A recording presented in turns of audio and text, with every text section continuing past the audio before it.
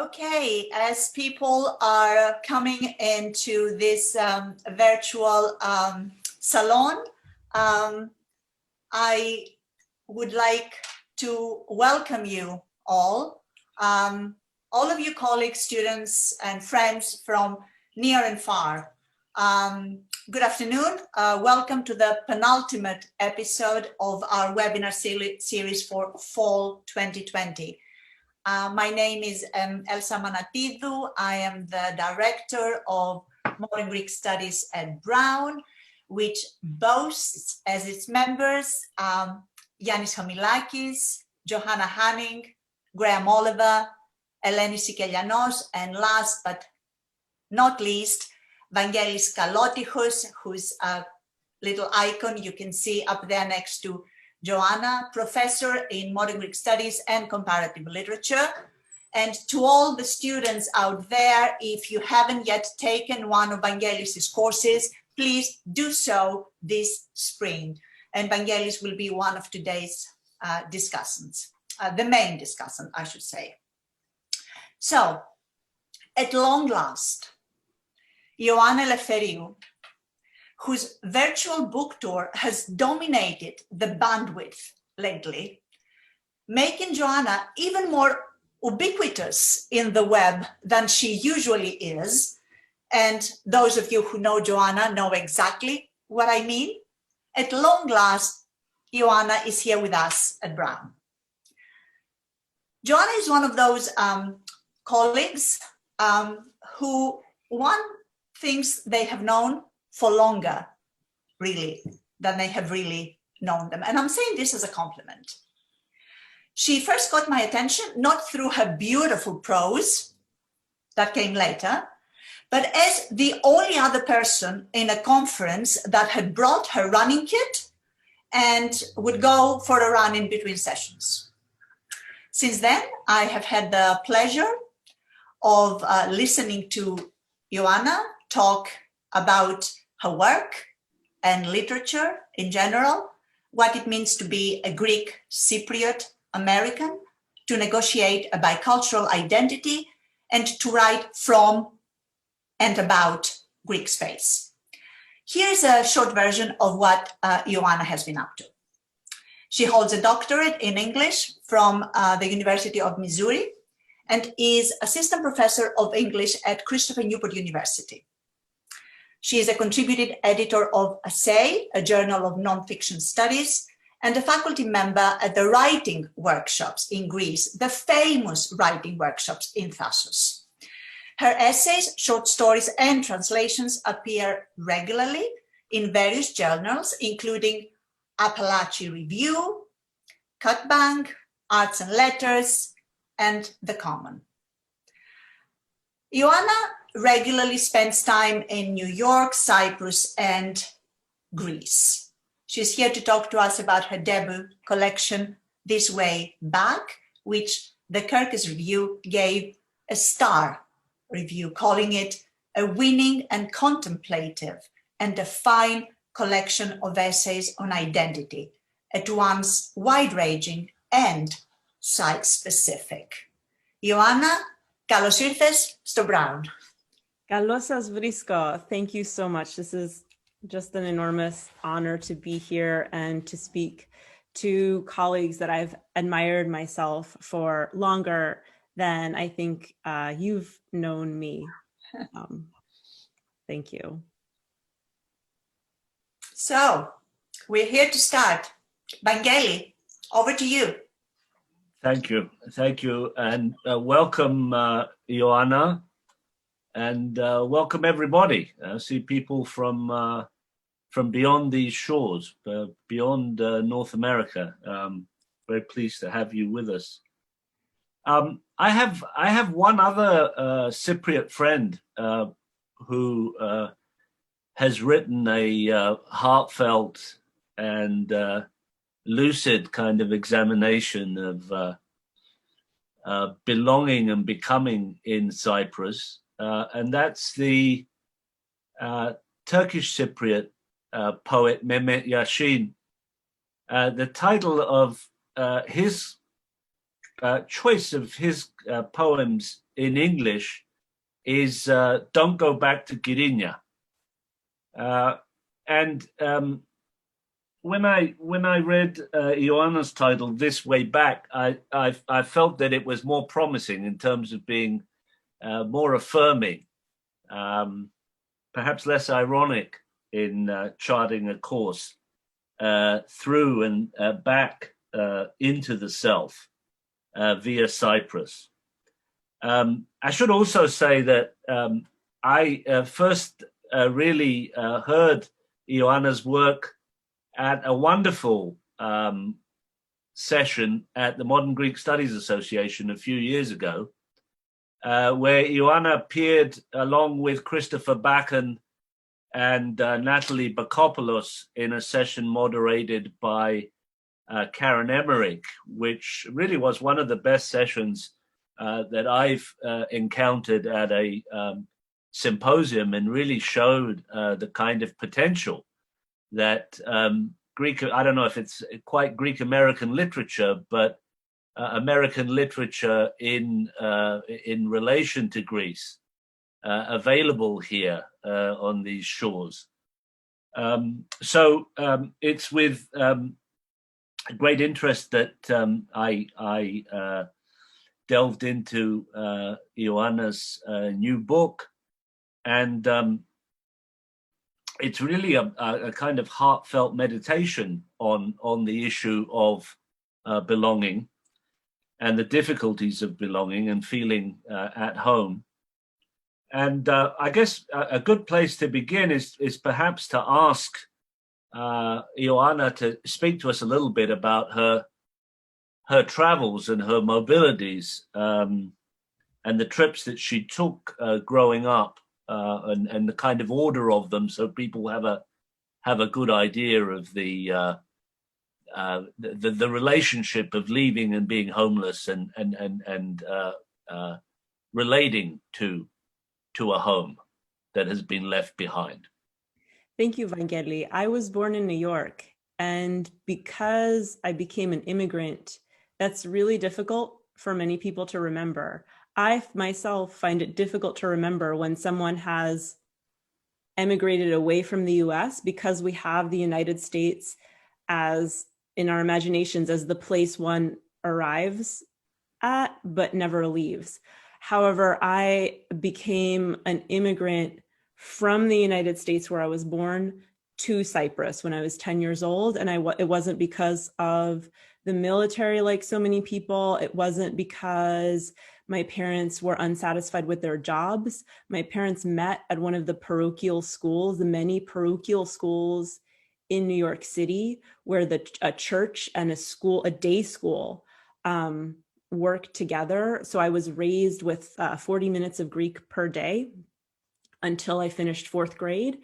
And then for 5th grade, I went to Cyprus and spent my youth there, and planned to go to study in Greece, because that's what everybody in Cyprus went and did. But my parents were like, oh no, you're our ticket to having someone from the Ivy League. As high school teachers, where you go to college was very important for my parents. So they shipped me off to Ithaca, New York, where I was very lonely, except when I met Gail Holst-Warhoft, who did an independent study with me. I was a physics major. I sort of, after having discussed with Elsa how we were very good at everything we didn't want to do with our lives, I was excellent at physics and math, and I got to do an independent study with Gail Holst-Warhoft as a freshman. And she said one thing to me. She said, there were 2 of us in the independent study.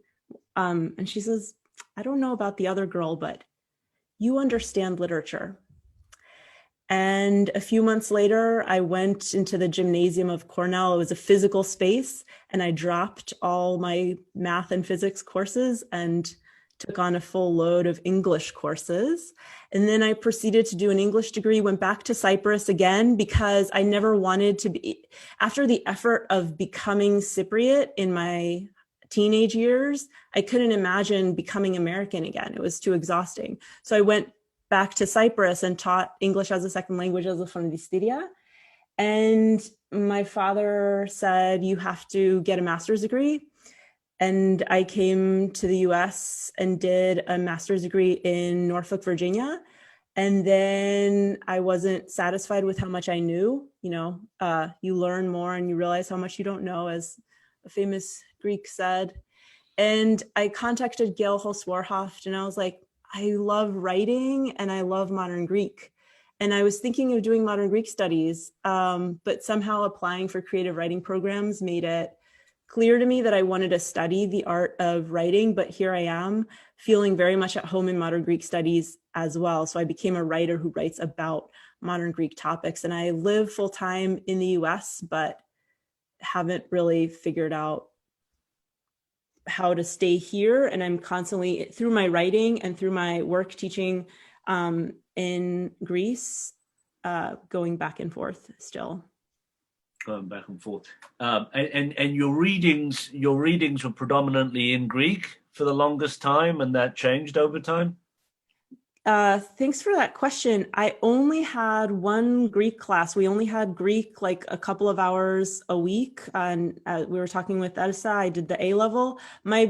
All of my readings are mostly English, but the handful that I did, Mirivilis and Elitis and Seferis, and Cavafi, of course, really, and Karkavitsas and Papadiamandis, those readings that I did as a teenager, just as I say in the book, just dominate the landscape of my imagination, even though 90%, 99% of my reading is British and American. And so this is predicament where I study English. I'm sort of hostage to the English language because that's the only language I can write well of. I have to say I'm very envious of all of the many people that are in the audience who write well in both languages. I can only write in English. And so that's the language I study. And I tried writing in Greek, and somebody said, it sounds like a weak translation, a translation from English. So my writing in Greek is bad. And my writing in English apparently isn't that bad. So I'm stuck reading English. I'm stuck writing in English and just loving Greek literature. It's funny because you make many references to Greek literature in your memoir, in your book. I was just thinking that you don't talk very much about language, though. And I would imagine that a lot of your emotional your kind of emotional core is wrapped up with the Greek language and with Cypriot as well, I'd say. Mm-hmm. Yeah. So one of the ways, well, it's boring to read about language. So so what I do as a writer is I dramatize moments. People enjoy narrative. People want to read me doing things. So for example, I start with my father's funeral to orient the reader in the place of Cyprus and to bring into the reader's imagination this problem of belonging and this, what I think of as a privilege of having a place that one can rise out of and return to. And I open the book with the funeral I say that it's uncommon to praise a burial, but there was something uncommonly sweet that I sensed my father having this privilege that I think is lost for a lot of people, is this connection with the earth. I read,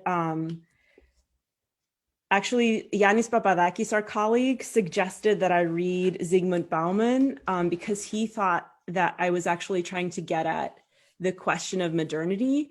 And just this morning, my colleague, Margarita Marinova, reminded me of Svetlana Boym, who also talks about nostalgia in the context of modernity and capitalism. So what I'm doing in the book is dramatizing moments in my life and writing them using language. So I don't talk about language, but I use language in a way that invites the reader to see more clearly their predicament in philosophical and existential terms.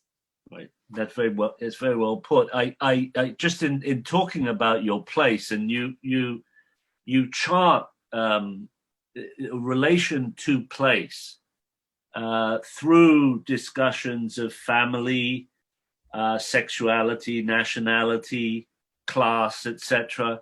Already in mentioning place, you referred to your father and to Cyprus, and you know from our contact this morning that I wanted to draw attention to the place of your father and Cyprus, and their very tight connection in your work. It strikes me that your father in the book is not an authoritarian character, and he's not unlikable. But he's a romantic idealist and a patriot who, at the end of the day, seems, in your own word, to be both solitary and aloof. There's something unbending I found in his worldview, and it seems as if in living a fair few years in the United States, like many immigrants, he wanted to hold on to a fairly ossified version of a homeland or a place, so that at one point in the story, he goes back to Cyprus.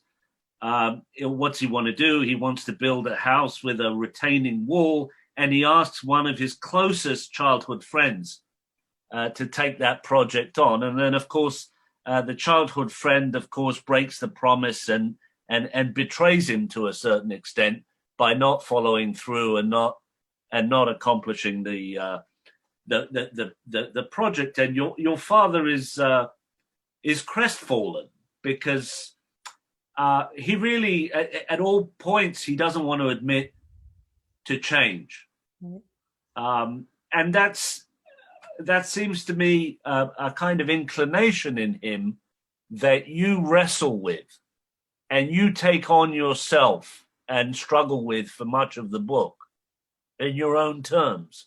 I wonder if you want to comment on that. Yes, Vangelis, I have several comments, but shall I read that passage because it might put it kind of the discussion into context? Sure. When we first flew to Cyprus, my parents rented us a furnished beach apartment. The next day,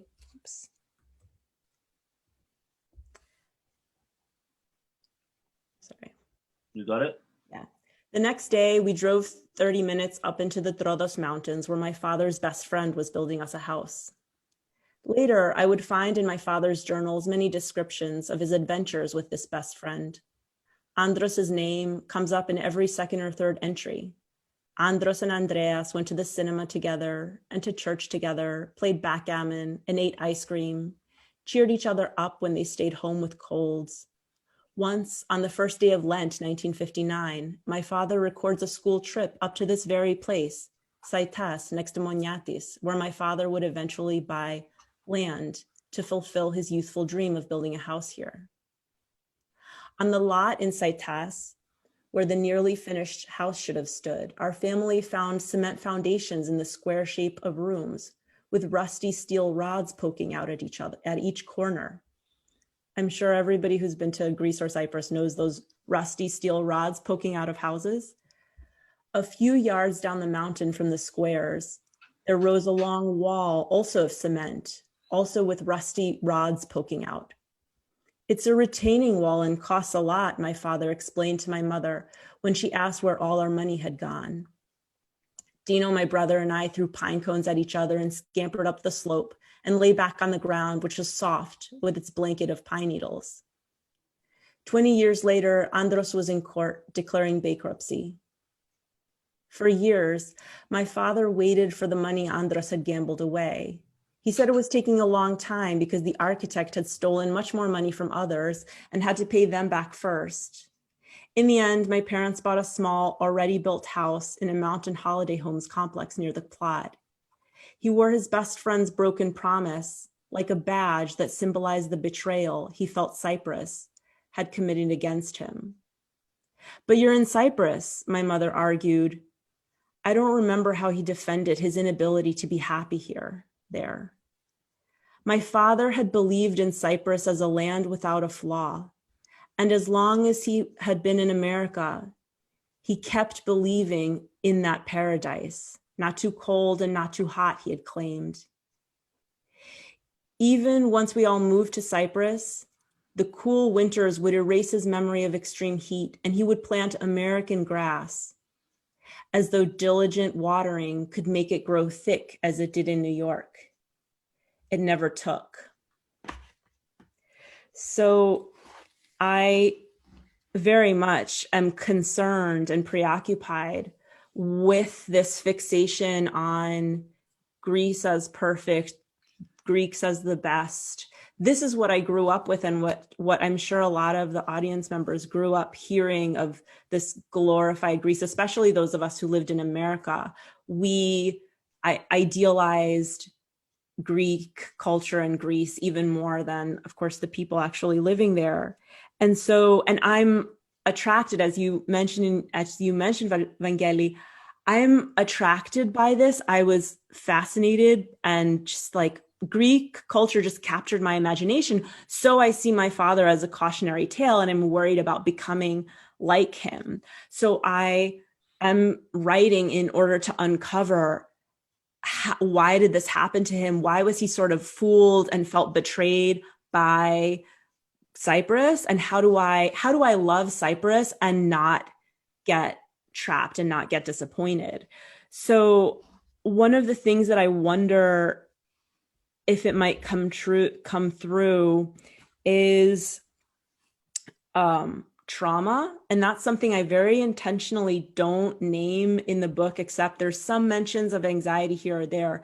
But I hope that one way the reader will understand this fixation and this holding tight to a safe ideal is that both my father, and I refer very implicitly to some of the things that I, as his daughter, believe might have traumatized him. And also the Cypriot people have been deeply traumatized by 1974 and by everything that happened before that. I think that it can be a very simplistic way to, and I as a writer don't want to impose that take, because I want the problem to be open to multiple interpretations, and another reader might see their own history in it. And unfortunately, as the years have passed since I wrote that passage, unfortunately, I think that it's becoming more and more relevant to the US. And a lot of things that I said about Greeks and Turks in the book, as over the 15 years that I've been writing it, have suddenly become more relevant, unfortunately, within the US. In early on in the book, you begin, at least to my thinking, you begin to distinguish yourself a little bit, or create some space between you and your father. Actually, on in relation to the epitome of things Greek in some ways, which is Melina Mercouri, and I'm interested in Melina Mercouri because I've spent some time, as you do in the book, talking about her film Stella. And when I was researching that, I remember I actually read a review in the New Yorker about her performance that described her as androgynous. And occasionally I asked people whether they find Melina Mercouri androgynous, because I didn't necessarily think that, at least before reading this review. And then when I read your comments, and they're kind of extended comments about Mercouri, you're sort of fascinated by her. You focus in on that androgyny, and it seems to me that that offers you a possibility at mooring yourself and creating some distance between you and your father and his Cypriotness. I wonder if you could say something about that. Yeah, this is how I start a lot of essays.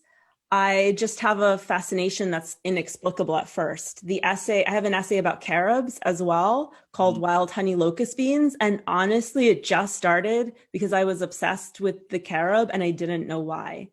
It's a trajectory that I couldn't have for every essay, but it's pretty dependable because the way an essay works is that it starts with a more hazy or even simplistic understanding of reality. And the plot of an essay is to progressively investigate ways of thinking about something and arrive not so much at answers, but at least at a more complex way of asking the question or a more complex understanding. So I just start the essay wondering why Melina Mercouri had such a hold over all my imagination. I have had crushes on many, many stars, but what is it about her? And over the course of researching the essay and investigating, I found the tribute to her that calls her coqueta que andraki, and that made me realize that there was something transgressive in terms of gender that was happening with her. And, her very broad shoulders. She's the first woman who ever wore trousers into the Greek parliament, and happened by accident. So she is a glass ceiling breaker, but she does so in ways that exploit the male gaze rather than simply rejecting it. So I was confused, as many girls are generally, at how we're just objects. We're taught to be objects of the male gaze and male attraction, and that's our value. And I think that being uninterested in male attention made me even more curious about possible alternatives. So that's why I'm so fascinated by Smaragdi in Ipanaya y Gorgona. Oh, right. Because for those who haven't read Ipanaya y Gorgona, The Mermaid Madonna, there's this young woman who isn't interested in men, and she has a fishing boat of her own, and she fishes, and that was my only example in literature of somebody who could strike out on their own as a woman.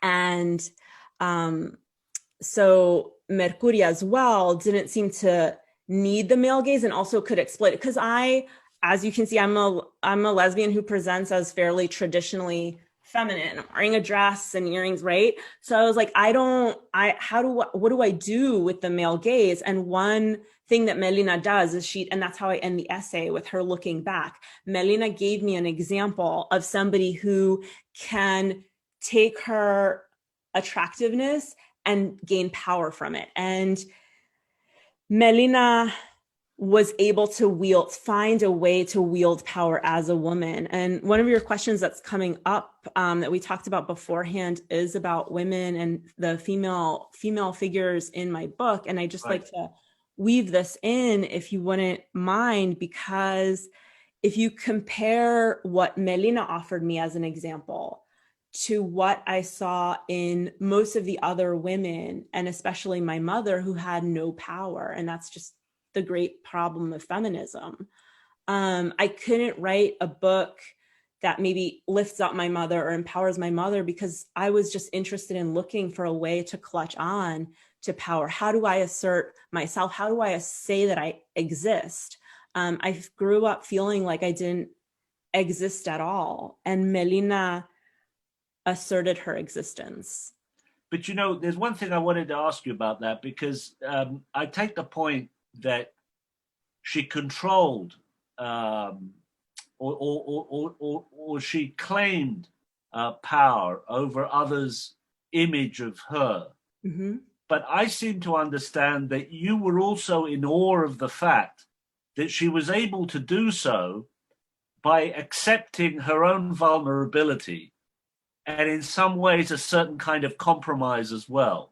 Yes, and I love that. I love that as well. And I noted there's a couple of you mentioned this to me earlier, and so I thought about how I also saw a lot of moralizing and virtue signaling in the art world. And so that's another one of the preoccupations of the book, is about what does it mean to make good art? I have several essays, the Temple of Zeus essay, which talks about the plaster cast versus the real antiquities.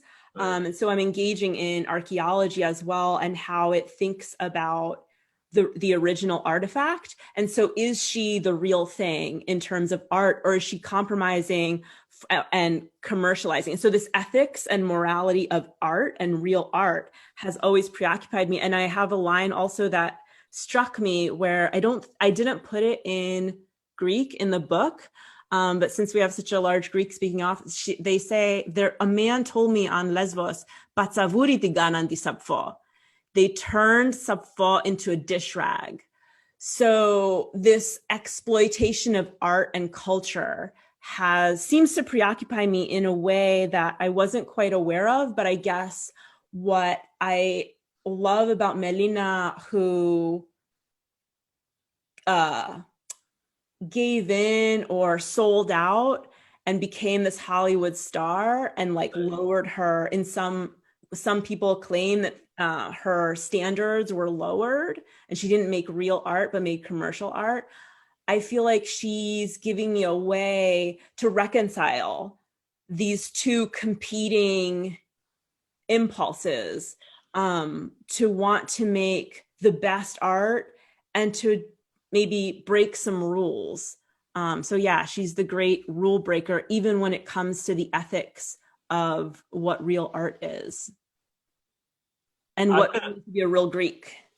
Yeah, yeah. So let me follow up from that comment, Joanna, if I may, and ask you something about your experience of literature as a reader again, and in particular, your Greek education. In fact, if you don't mind later to read something from that, which I think will maybe provide some encouragement to my students who sometimes feel that they're stuck on an endless plateau of cases. So you catalog in your book your progress through English literature, and almost meticulously your progress through the Greek canon. And as you do, you very frankly talk to us about all the characters you identify with. And you identify with Manolis Axiotis, you identify with Smaragdi, with Jane Eyre, and so on and so forth. On page 194 of your book, you actually quote Baldwin, and you say that one person's art can change the world a little bit. So in addition to being a good, close, avid reader, you're also a professor of English. And is this part of the appeal of literature for you as an agent of change?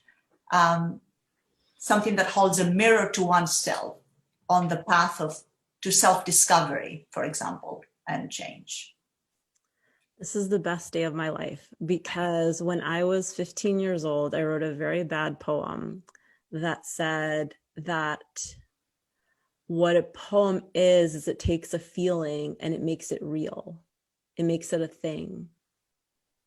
And what I managed to do, I think, is prove that I exist through this book. And one might wonder, why do you need to prove you exist? Who needs to prove that they exist? And yet, as the pages of this book illustrate, I have spent my life being told who I am by other people. An anecdote that isn't in the book is once there was a party that my friends were having, and my father said it was unnecessary for me to go. So I ran. That's like my childhood. I ran. I mean, to be fair, I had just said goodbye to them the night before, and they were having a second going away party. So he was saying that's unnecessary. So from the grown-ups' point of view, yeah, it is. I ran 17 kilometers on the highway to go attend the party for the purpose of sparing my parents my never-ending resentment. This was a favor to them that I did as a 17-year-old. And my father, of course, so it took me 3 hours to run the 17 kilometers, and it was also downhill from Azgata, those who know Cyprus, from Azgata to Ermenochori. So uphill 17 kilometers would have been a different story, plus it was getting nighttime. So I had to call and say, hi, I'm 17 kilometers away on foot. Can you pick me up? I came to that party that you said was unnecessary. So my father picked me up and he said, do not tell your mother. She will be very upset. This is not who you are. Huh. This isn't who you are. You're the good kid. And when as I do document in the book, when I went to Cornell, people said, where are you from? I said, I'm from Cyprus. What is this accent? Obviously, I have a New York accent. People were like, you're not from Cyprus. As you can see from my book, there's about, the only thing that about me that's in New York, or I don't know. I don't even know anything. Like, I don't like cities. Like, there's nothing about me that has like the sensibility of a New Yorker, but I was told, you're a New Yorker. You sound like you're from New York. You don't look like a lesbian. You go to church. You have long hair. So I spent my whole life being told who I am, and it didn't match at all. So I wrote a whole book to say, till I prove my point. And so I bear witness to myself. And furthermore, what literature offers us, for me, literature is the only way I know to be sure that the things that are happening in my head and my heart actually happen to other people, because spoken language, even in very intimate situations, it's really ineffective for conveying like the metaphysical, existential experience of being alive. Like this book, like in these pages, I explain what it's like to be me. And people that I don't know, there's a few, Suzanne Stroh is in the audience. She feels like she knows me. We've never met. There's many people.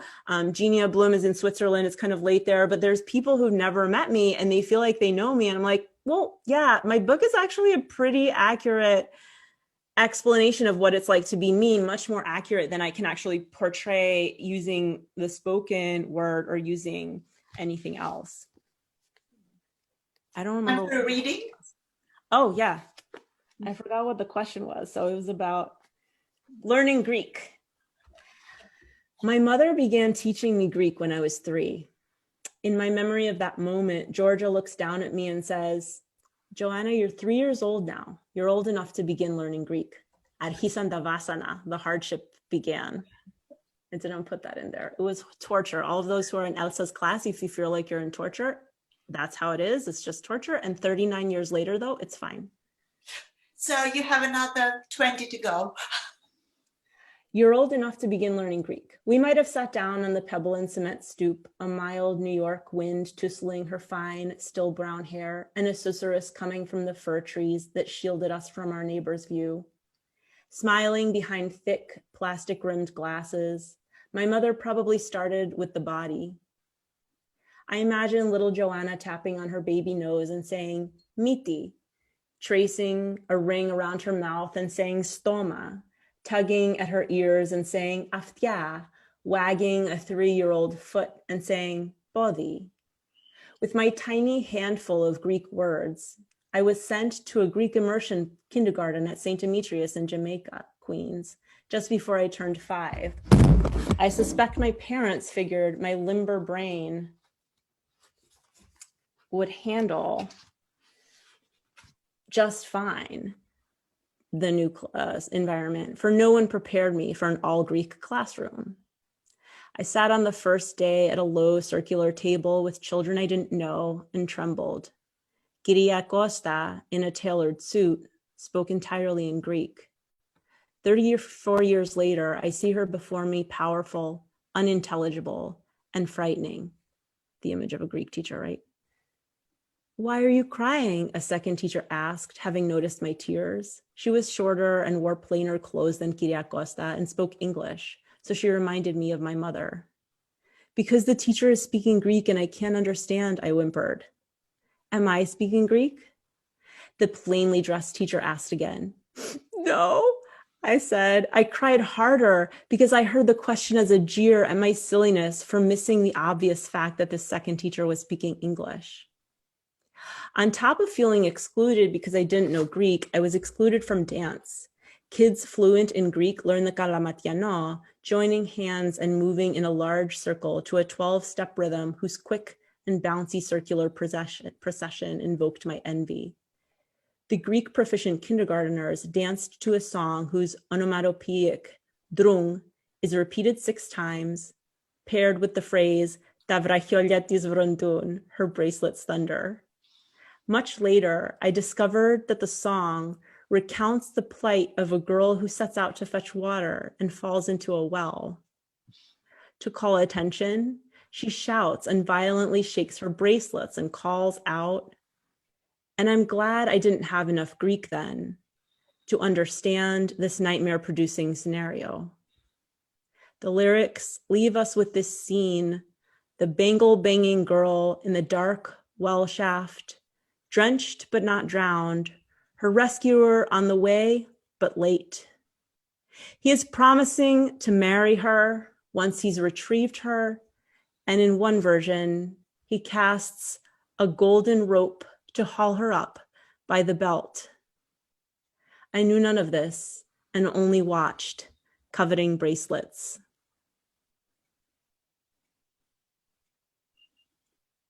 That's great. Yes, thank you. So, Joanna, we have some questions coming up in the chat, and I will put my own questions aside to entertain the ones from our audience. I have a question from Katerina, who has brought her class. I have a feeling this is Vasiliki. Is it Vasiliki? Vasiliki, if it is you, you can unmute yourself. Or is it Katerina Zacharia? I don't know. So the question is. Yeah, it's me actually. Thank you so much for organizing this amazing series. Thank you, Joanna. I think you already gave me your answer, but it's nice to tell my students who are currently in my class, Narratives of Resistance, and I signed your work this way back, which came just today in the mail. And I think that you have so much to add to my class to talk about your kind of resistance. And what you said earlier, I bear witness to myself. I think this is a wonderful message that my students could take away, but I'd like also to hear from you anything that you would like to tell them. What is your own resistance? Thank you. Thank you. Thank you so much. I resisted one of my professors from my English graduate program. Actually, she just bought my book and she congratulated me, and I was like, "Thank you so much for your help." And she's like, "I wasn't that much of a help," and I didn't say, "You're right, you weren't that helpful." But something that she did was I was trying to write about how Cavafy was so important to me, and she's like, "Why are you writing about this guy no one has heard of? Why aren't you writing about Homer?" And I didn't know how to explain that Homer is 1700 years older than Chaucer, and I can't read him, right? So there was this, I got a lot of pressure to write the Greece that was recognizable to my American readers. Now, I did have to make many overtures and recognize that I'm writing for an American readership. I call Anavisi the Greek Madonna. Everybody in this audience will probably, like 3/4 of this audience will be like, "That's ridiculous. Why would you need to explain who Anavisi is?" It's like, yeah, most Americans don't know who Anavisi is, and to explain her stature, you have to call her the Greek Madonna or do something. Another thing is also, actually, when I read to the Modern Greek Studies Association, I took out Seferis was a diplomat in the Second World War. Exiled in Egypt. Like, I had to take out all the stuff that's obvious to a Greek readership, but was like really important basics for like little bits to try and help an American audience understand. But so I resisted that. I said, no, these are the people I read. I can't read ancient Greek, so I'm not going to tell you about Homer. I can't read Homer. Similarly, another resistance that you'll see in the book, if you read it, I'm like, when I realized I was gay, people were like, oh, you should become Unitarian. They are very accepting of gay people. And I was like, no, that the Christian faith that means something to me is only the Orthodox. That's where I was raised. And if they want to kick me out of Orthodoxy, they'll have to do it. But right now, so I'm resisting this idea that I have to make compromises in order to fit certain molds. This is who I am. It takes forever to get here. You have to be at least 40, clearly. But that's the resistance. Thank you so much for the question. Of course, thank you. We have a question from Peter Boteas. It goes back to the early discussion about gender stereotypes, the discussion around Melina and androgyny. Is transgressing or transcending gender stereotypes or societal expectations necessarily androgyny? No, but I think you could flip it and say androgyny, the androgyny that I picked up or I was recognizing in Melina is transgressive. So it's not one or the other. And I see Peter's second question about the assertiveness and strength among the Rembetises of the 30s and 40s. Natalie Bakopoulos, who's here, and I are working on separate essays about Sotiria Bellou, and I'm about to watch the film about Ευτυχία Papayonopoulou, and I want to write about Ευτυχία Papayonopoulou. So I'm very much interested. That's my next project. We'll be asking how the Rebetes, what did the Rebetes and Rebetises know about pleasure and joy and celebrating, because I'm still focused on this question of why a slightly Protestant ethic, there's something that I don't understand.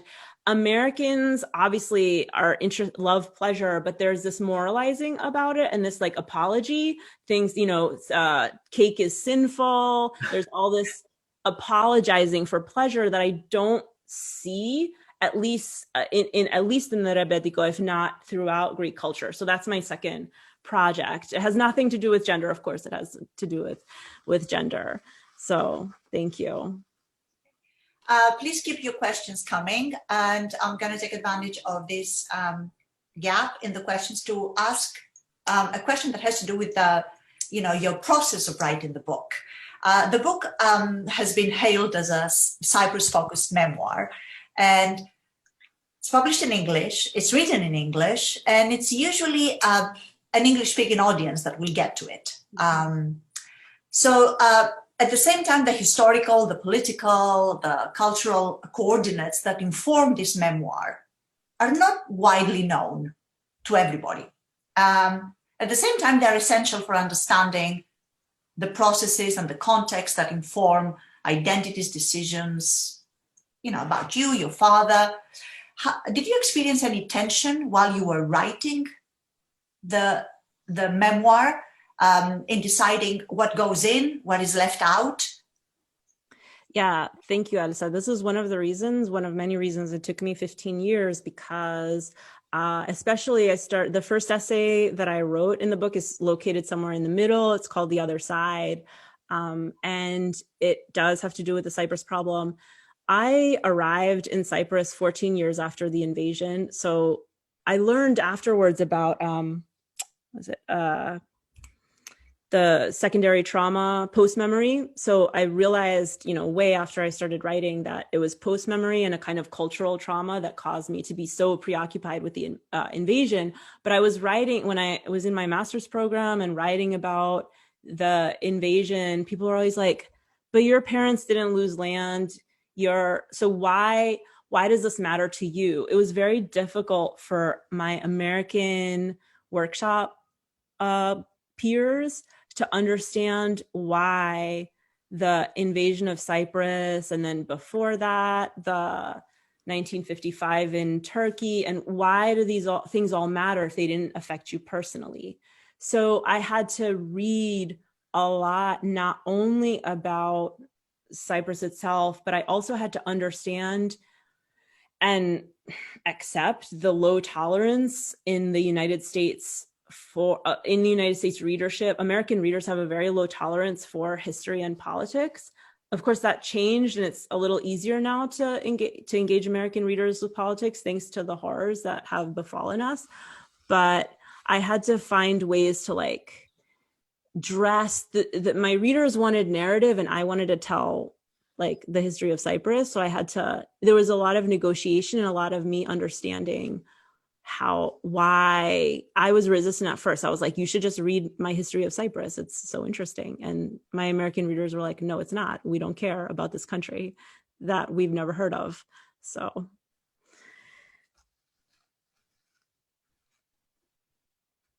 Two more questions. Let's take the one from Suzanne, and then we'll take the one from Natalie. So Suzanne asks, can you read it first of all? So maybe you can read it out loud. And me or Suzanne? Me? You, Joanna. The Greece that is and was recognizable, a powerful insight. Resistance in the context of Christian institutions has always been important for work for societies to evolve. Thinking about how this will change for your students who will be increasingly decoupled from the church or any church. My question is, have any gay marriages happened in an Orthodox church that you know of? No, not at all. I actually keep Googling, looking for a Greek celebrity to have come out, and we have a few men. I think Charis Roma sort of was like, my sexual history has been very complex, is as close, and like I think Fivos, there's a couple of, I keep like Googling like famous lesbian. Alkis Prodopsalti and Dimitra Galani have not come out, although apparently it's an open secret. Amanda Michalopoulou, who was here recently, told me about other celebrities that are obvious. Everybody knows they're lesbians or gays, and like she had the ins, but no, hasn't come out. So it's all gossip. There's no legitimizing of that whatsoever. And so add him to your list. Yorgos Kapoutsidis, the writer and creator of Sto Parapende, he has openly spoken about great. it. So Yorgos Marinos, yeah, and Yorgos Marinos passed away in it. So Gail Hoswarhoff told me about Stamatis Karaunakis. So it's like we're finding out. Yeah. So yeah, exactly. And then, but I did have, something else that I didn't put in the book, but is important. Some friends I met a Romanian Orthodox priest in New York City, Manhattan, like Lower East Side. And he said, oh, it's like being left-handed. So, and I told my mom that,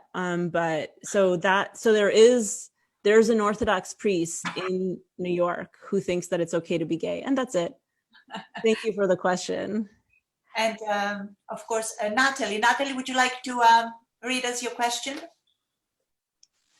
I would. I think it's more about the process of creating these essays, and I love the way you use form and the way sometimes an essay feels like a labyrinth, or it feels like there's a frame, and the way you use that. And I was wondering if you could talk about the way you think about content and form, and like kind of the the way form itself is part of the significance of an essay, as opposed to, say, I don't know, an argument or something like that. Thanks, Natalie. And Natalie has been a real supporter when I didn't believe in my ability to pull off this book. Natalie told me that I could do it. So thank you. Part of the process, so I was been thinking about the process. My mom actually yesterday told me, like, the endings are really good. I remember you were saying you couldn't figure out the endings of your essays. And I was like, yeah. So my process is, first, you have to make the marble. And then, so writing is you have to make an actual marble block. And then after I have the marble block that doesn't look like anything, but is like a lot of words, then I start chipping and like trying to find some kind of form. And then once the essay is saying something, Then I continue to take out objects, take out moments and things that the essay is suggesting in order to get it towards its form. Some of the essays are mosaics and ask the reader to come with me across. There's sort of like, especially the carobs essay, it's like fact, fact, fact. What are you getting at? One of the reasons that is effective is because I'm asking the reader to participate in the process of making meaning. And as we were talking about with the question that Vangelis asked about the unbending, rigid attitude towards nostalgia and place and return that I observed in my father, I'm asking the reader to see themselves in it. And so in order for the reader to feel themselves as a part of it, I have to leave gaps almost for the reader to fill in with their own experience. So the reader moves from event to event or moment to moment. And at the end, I hope that they come together. But that's one of the reasons the mosaic structure has been effective for me, because I write from a very relational place as well. I'm writing to try to connect, sometimes with a person I don't even know yet. And I find that those gaps in the narrative are places where the readers can participate. We have a question from Marios. Marios wants to know whether you learned Kypriaka as well as Kalamaradon. Kalamaristica Ellinica are my second language, and my Kypriaka are my third. And, you know, it was hard enough learning Greek. And so I arrived in Cyprus expecting to, you know, put my Greek to use. And then I started hearing oi everywhere. Oi, oi, oi, oi. Both another, and I didn't have any ancient Greek. The ancient Greek would have helped. So we had one day, this kid had come over our house. We were playing a game, you know, a board game or something. And he's like, and nobody, my father wasn't home, so nobody in the house could figure out what he was saying. So I learned eventually. And actually, so to use the Cypriot question to mention a sort of belonging question, Cypriot is now sort of a key to belonging. I'm still preoccupied with proving that I'm Greek enough. I met Lilipa Nusi is here, and I met her. She's one of my most recent Greek acquaintances, and I kept like speaking Greek to prove that I'm Greek enough. I'm like, I really do know Greek. And then when I speak Cypriot, which Kalamarais can't understand, I feel like, ooh, I'm really proving now, because if I know, or like I'll just volunteer the Cypriot word for a Greek thing, like Batika is karpouzi, and I'll thus, by like proving that I know something that the Greek people don't, I'm like, see, I'm really Greek. So I use Cypriot as a way of further asserting my Greekness and my belonging in Greece that I feel like consistently inadequate about. And apparently I don't care whether people perceive me as American or not, perhaps because I sound so American and I was born here. We have a question from Sam, who is one of our graduate students who's taking Greek. And as a runner, Sam is a runner, he says, I feel compelled to ask what role running has played in your creative process and working through your thoughts. Enormous. I couldn't, like, when I started having, so Sam, if you're not 35 yet, there's bad news. After 35, I don't know about you, Elsa, I can't run every day. It's tragic, really problem. Like when I started having knee pain. What do you mean, what about me? I'm not over 35. Sorry, that was very rude of me. You'll never invite me back.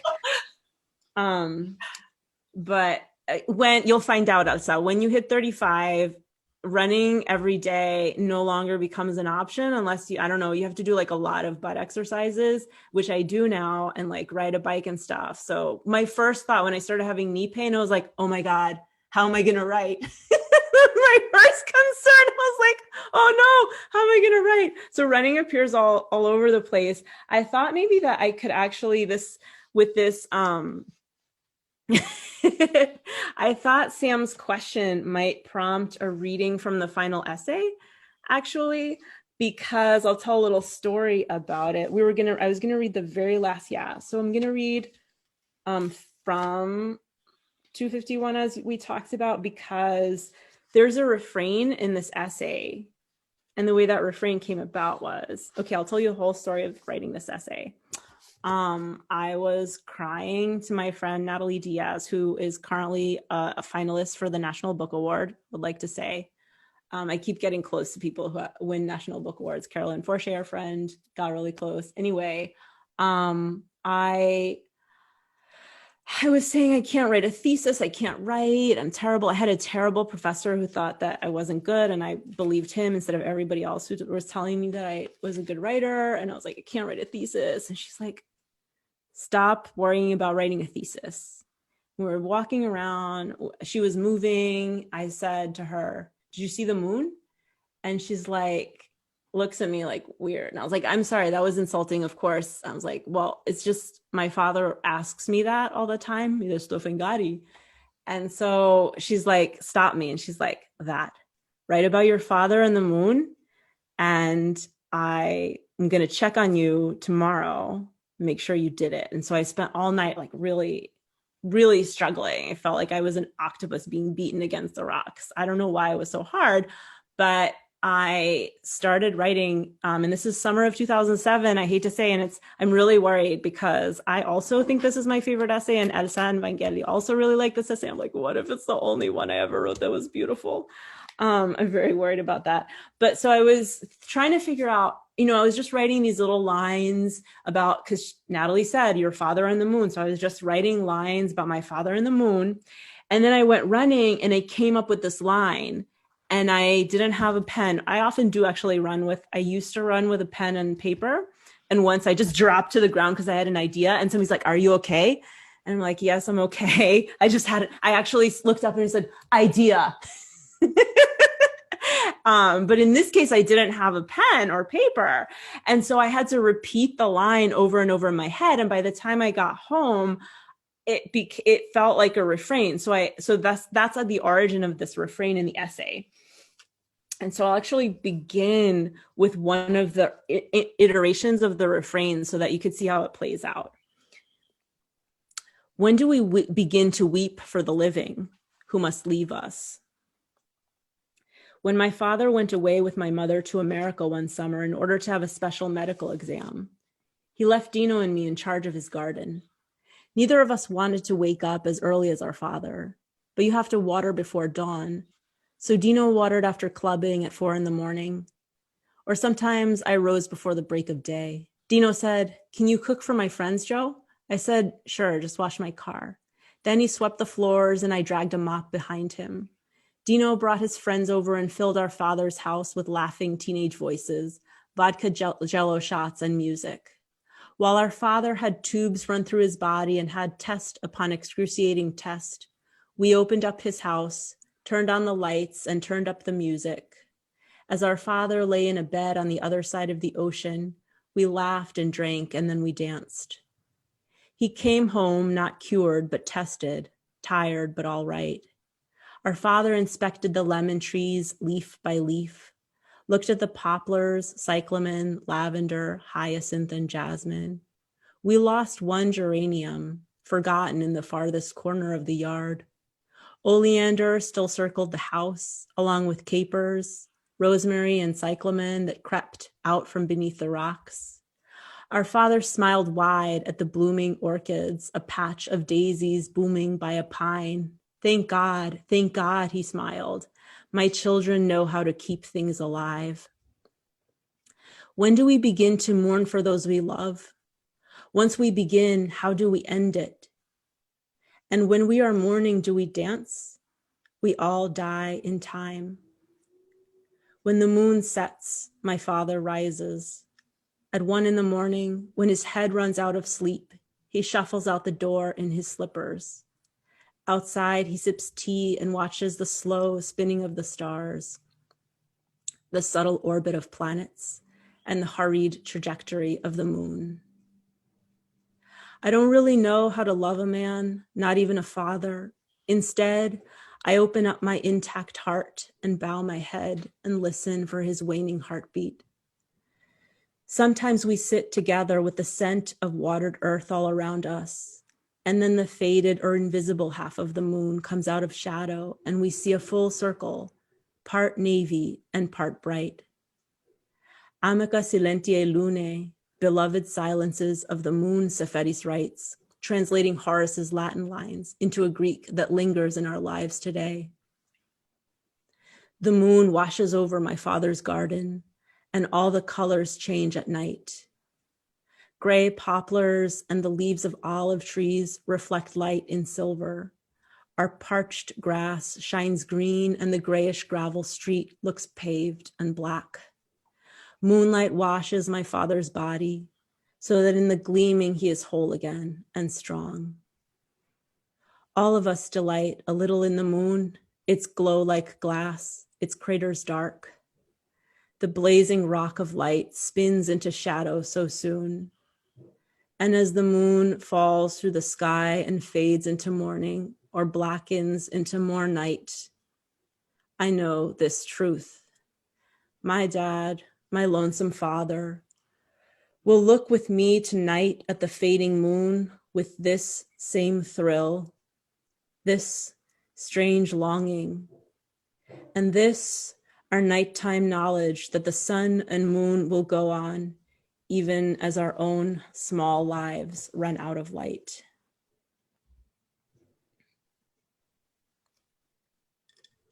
That's a very beautiful piece, I think. Αρέσκει μου πολλά. Αρέσκει μου πολλά. Αρέσκει της. I was going to say that I particularly relate having a Cypriot father who died and with whom I returned to Cyprus in 1973. He returned. He hadn't set foot in Cyprus since 1946, but having lived through the nostalgia of that visit and then accompanied him, from afar, from London, to work through the trauma of the invasion and all that that meant for him. This line that in the gleaming he is whole again and strong, even as the garden itself seems to grow, is a kind of a compromise of sorts. That in despite the division that remains in general in Cyprus and perhaps in your relationship, one part of it can still be cultivated. And there's that kind of momentary acknowledgement, I think, in this piece that I think is very, very moving indeed. So I really appreciated this, especially as it comes right near the end of the book. Thank you, Vangelis. So, and there's another line that it reminds me of what you just said. My father's home is wounded by politics and drought. I don't know, when I came up with that, the way somehow drought and the political situation seem to be merged. I don't know how, and I don't know what that's what's so wonderful about a conversation like this too. It's a dialectic of understanding. And I wanted to mention that as well in terms of my process. And I see Katerina has a question about process as well, to be transcribing the journals and seem to be drawing on his memories of you. And then as you reclaim a narrative of who you are, you seem to be transplanting your own image of yourself over his memories of and your childhood photos, which you now seem to be renegotiating as you are constructing your truer self, drawing on iconic figures you had been interested in or obsessed with, and now you recognize yourself in. I don't know, Katerina. Yes. Katerina, that's an excellent analysis of my book. And I thought it was kind of hubris to imagine, I think all of us who are sort of, to everybody in this room is a little bit ambitious and a little bit kind of tempting the gods with some hubris. And I was like, what if somebody analyzed my book one day? And so now my dream came true. Katerina Tinasupo, that's an excellent analysis of it. And this, but I wanted to say also this process of reading, of reading my father, and then also reading theory and thinking about, am I betraying my father by seeing through him and seeing past him? And that's another way in which I think the ancient Greece and modern Greece, we know, I did actually, so I've never studied Greek formally, except 1 year. I did study abroad. I went to England to study with Dimitris Diovas. Oh, and Ruth. excellent. I went to England and I studied with Dimitris Diovas and Ruth Makridis. So I studied the anthropology. I studied Greek anthropology and Greek literature with them for 1 year. So I learned how important the modern Greece being in the shadow of ancient Greece is. And in a way, I'm like that with my father, but my education allows me to see past his more narrow understanding. And that feels, and I think all of us as children of parents who maybe didn't have quite as much education as we do, we feel like there's something wrong with being able to see past and through our parents. So I'm negotiating that. And in a way, through writing, I'm giving myself permission to be my own person, as cliche as that is. So yes, thank you.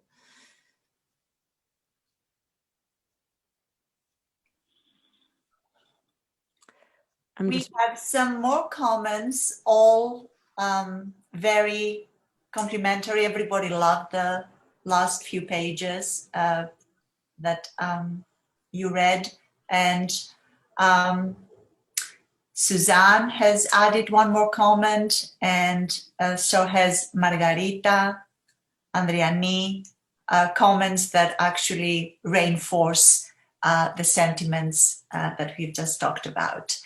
On behalf of the program, I'd like to say, Joanna, thank you so much for coming to our literary salon, or as Natalie Bakopoulos and I have renamed it the Culture Vulture series. And yours was the penultimate episode. The last episode is coming on Friday. Vangelis and I will be talking to Johanna this time, Johanna Hanning, about her translations at 12 o'clock noon on the Friday. But on behalf of everybody, thank you very much. And it was great to have you, to see your face and to have this lively discussion. So everybody feel free to write, to speak, to switch on your video, applaud, as we would if we were all together.